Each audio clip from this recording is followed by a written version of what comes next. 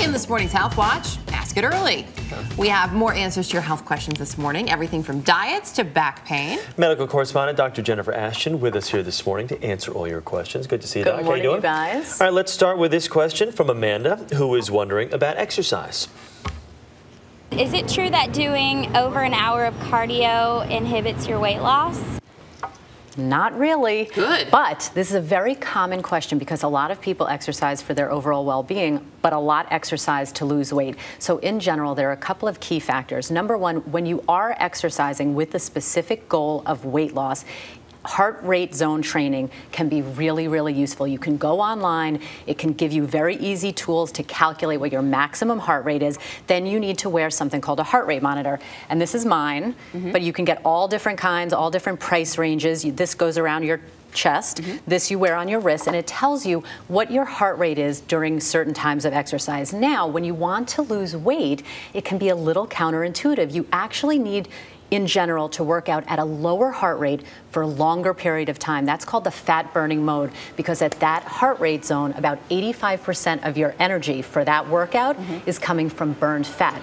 The other thing, though, is that we know that muscle mass burns a lot of fat. So, you know, like we all try to do, lift weights, you will be burning more calories at rest, but then don't forget about the vigorous exercise, because people who exercise at very high heart rates do tend to burn more calories in that time period and thereafter. Okay.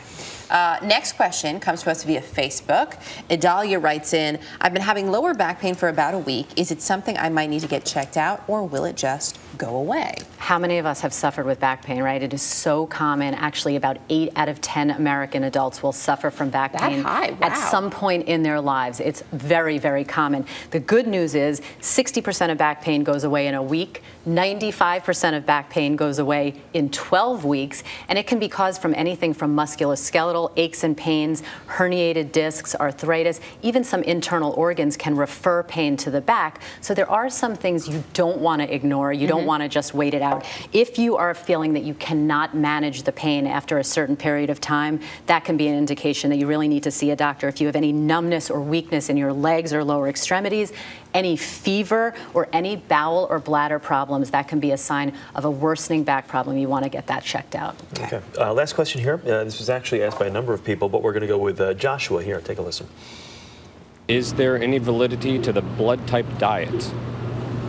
Ooh, this is getting so much controversy. It's a really hot diet out there. What it says basically is that people should eat based on their blood type. So for example, people with type A blood should really stick to a vegetarian diet. If you have type B blood, you should avoid chicken or poultry.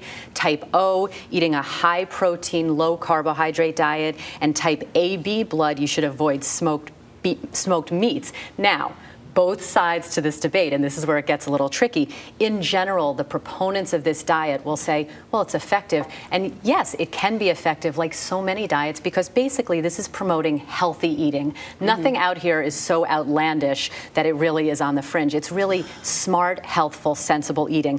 There is an association, believe it or not, between certain blood types and certain diseases. Peptic ulcers, stomach ulcers, for example, more associated with certain blood types. So that's on the support side of it. The opponents of this say there is limited to no scientific data to support this. Your blood cells do not directly interact with your food in your GI tract. So again, a lot more research needs to be done. Most people will say only worry about your blood type if you're getting a transfusion, not what you're eating.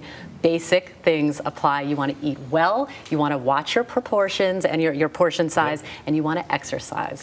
Get that heart rate monitor, though, because they are great. These are fantastic, right? Especially for people who are overweight, who don't want to. Everybody thinks you have to run to lose weight, and if you're heavy, it can hurt your knees, shin splints, things like that. And really, you don't have to run. And Erica and I talked about this when she was doing the Erica Hill experiment. It can really give you different bang for the buck at different workouts. So it's very, very helpful. It's a great motivator too, because it gives you a real number to shoot for. So you may feel like you're working out really hard, or not as much on one day, and then you realize, you know what, I'm actually getting the most bang for my buck with my body. So it's a great way to get more in tune. Exercise is good, just doesn't have to hurt all the time. Absolutely. Dr. Jen, thanks so much. Good to see you.